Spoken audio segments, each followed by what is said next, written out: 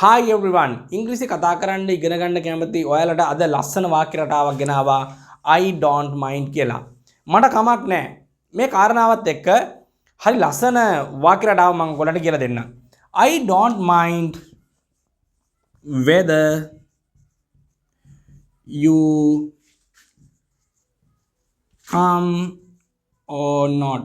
මට කමක් නැහැ ඔයා ආවත් නැතත්.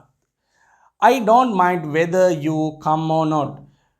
හොඳට මතක තියාගන්න I don't mind whether you මම you කියන්නේ මගේ ඉස්සරහා පැත්තේ ඉන්න කෙනාටනේ අපි ගොඩක් දුර කතා කරන්නේ.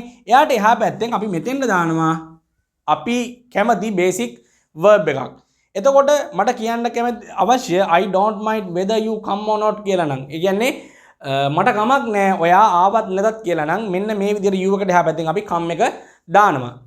අපි හිතමුකෝ මෙතෙන් අපි eat දාන්න කියලා. ඒ කියන්නේ කණ එක ගැන කියලා I don't mind whether you eat or not. මට කමක් නැහැ ඔයා කෑවත් නැතත්.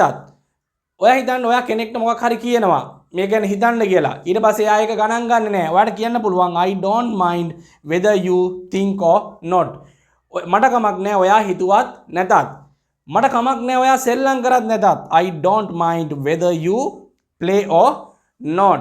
මට කමක් නැහැ ඔයා දිව්වත් නැතත්.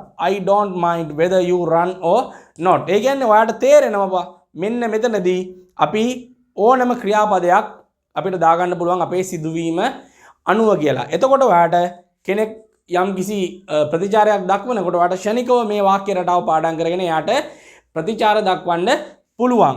I don't mind whether you think or not. I don't mind whether you go or not. ඔයා ගියත් එකයි මට නැතත් එකයි. මට කමක් නැහැ ඔයා ගියත් නැතත්.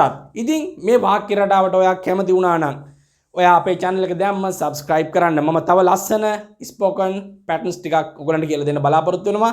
ඒව ඉගෙන ගන්නත් අපිව subscribe කරලා තියාගන්න. ඒ වගේම අනිත් යාළුවෝ අතරේ මේ වීඩියෝ එක share කරන්න කියලාත් ගොඩක් ආදරෙන් ඉල්ලනවා. එහෙනම් ඊළඟ වීඩියෝ එකෙන් හැමෝටම සුබ දවසක් ප්‍රාර්ථනා කරනවා.